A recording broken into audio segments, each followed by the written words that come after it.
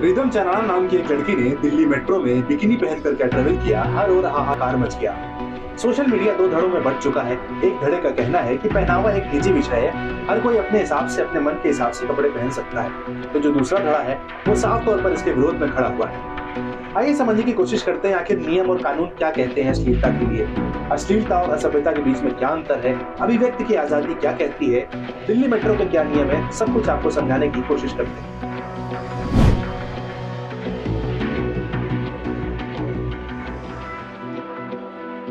IPC की धारा 292 अश्लील सामग्री की बिक्री, वितरण, प्रकाशन पर रोक लगाती है। ये धारा आईपीसी में ऑब्सीन की परिभाषा भी देता है। इस धारा के अनुसार कोई किताब, pamphlet, paper, writing, drawing, painting, प्रतिनिधित्व, आकृति या कोई अन्य वस्तु तब अश्लील मानी जाएगी जब वो कामोत्तेजक है या कामुक व्यक्तियों के लिए रुचिकर हो, या उसकी सामग्री कामुक विचार जगाए, या उसकी सामग्री को देखने, पढ़ने या सुनने वाले व्यक्तियों को दुराचारी और भ्रष्ट बनाए।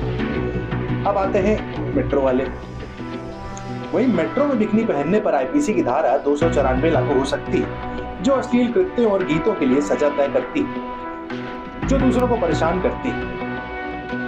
धारा की उपधारा ए के तहत जो किसी भी सार्वजनिक जगह पर कोई अश्लीलता करता है, या उपधारा बी के तहत जो सार्वजनिक जगह में या उसके पास कोई भी अश्लील गीत या शब्द गाता है या बोलता है, उसे जेल हो सकती है। वहीं सजा को बाद में 3 महीने तक बढ़ाया जा सकता है, या जुर्माना लगाया जा सकता है, या दोनों ही सजा हो सकती है।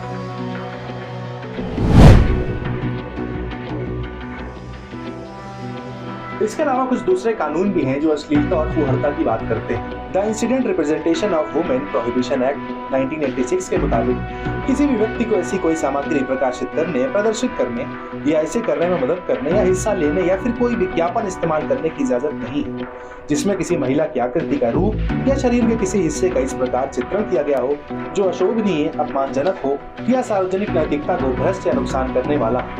इस अधिनियम में पहली बार अपराध पर 2 साल तक की जेल और 2000 का जुर्माना है, और बार अपराध करने पर 5 साल तक कैद और 10,000 से 1 लाख तक जुर्माने का प्रावधान है। इंटरनेट के इस युग में अस्तित्व में आया आईटी एक्ट यानी इंफॉर्मेशन एंड टेक्नोलॉजी एक्ट।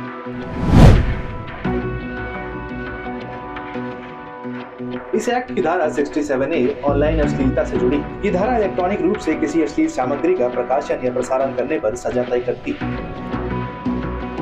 पहली बार इस अधिनियम के तहत दोष साबित होने पर 5 साल तक की सजा हो सकती है और 10 लाख तक का जुर्माना लग सकता है। वहीं दूसरी बार उससे ज्यादा बार दोष पाए जाने पर 7 साल तक कारावास की सजा हो सकती है और जुर्माना भी 10 लाख रुपए तक का बढ़ाया जा सकता है।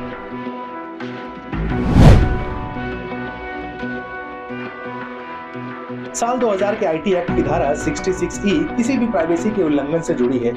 इस धारा के तहत किसी भी व्यक्ति की सहमति के बिना उसकी निजी तस्वीरें कैप्चर करने, प्रकाशित करने या फैलाने पर सजा का प्रावधान है। इसके अलावा आईटी एक्ट की धारा 67 इलेक्ट्रॉनिक रूप में अश्लील सामग्री के प्रकाशन पर या उसे फैलाने पर रोक लगाती है, और ऐसी कोई भी सामग्री जो कामुक है या लोगों को भ्रष्ट बनाती है तो उसे फैलाने या पब्लिश करने पर लिखित प्रावधान के तहत दोषी को 3 साल तक की कैद या जुर्माने की सजा हो सकती है।